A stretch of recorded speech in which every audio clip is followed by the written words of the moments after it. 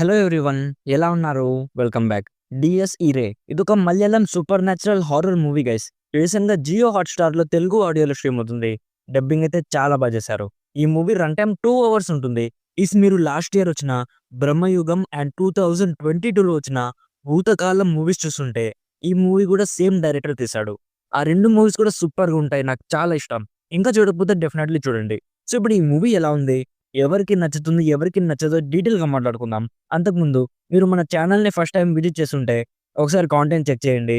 నచ్చితే సబ్స్క్రైబ్ చేసి bell notifications కూడా ఆన్‌లో పెట్టుకోండి. సింపుల్‌గా ప్లాట్ ఏంటంటే ఈ మూవీలో రోహన్ అని ఒకటి స్టోరీ చూపిస్తారు. అతని దగ్గర చాలా డబ్బులుంటాయి. బట్ అతను ఉంటున్న ఇంట్లో అతనితో పాటు ఇంకెవరో ఉన్నట్లు ఫీల్ అవుతాడు. సో, అదెవరు? నెక్స్ట్ స్టోరీలో ఏం జరిగింది? అనేది బేసిక్‌గా స్పాయిలర్స్ లేకుండా ఈ మూవీ ప్లాట్. ఇప్పుడు నాకెలా అనిపించిందంటే, నాకైతే నచ్చింది మామ. బట్ అందరికి నచ్చే హారర్ మూవీ అస్సలు కాదు. మీకు ప్రతి సెకండ్ జంప్ స్కేర్స్‌తో భయపెట్టే లాంటి హారర్ మూవీస్ నచ్చే వాళ్ళైతే, అప్పుడు ఈ మూవీ మీకు పెద్దగా నచ్చకపోవచ్చు. ఇందులో హారర్ జంప్ స్కేర్స్ కంటే, హారర్ అట్మాస్ఫియర్ క్రియేట్ చేశారు. నేనైతే మూవీలో ఇన్వాల్వ్ అయ్యా. లాస్ట్ వరకు కూడా నా అటెన్షన్‌ని డైవర్ట్ అవ్వకుండా హోల్డ్ చేయగలిగారు.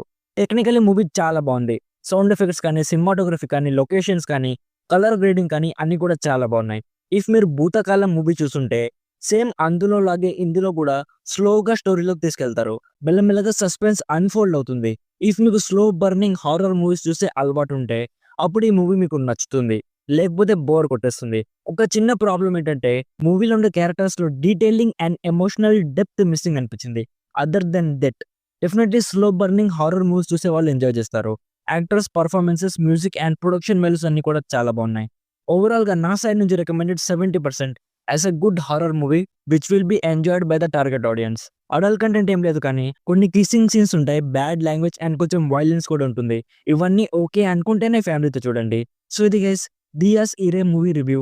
ఆల్రెడీ ఈ మూవీ మీరు చూస్తుంటే మీకెలా అనిపించిందో కామెంట్స్‌లో మాతో షేర్ చేసుకోండి.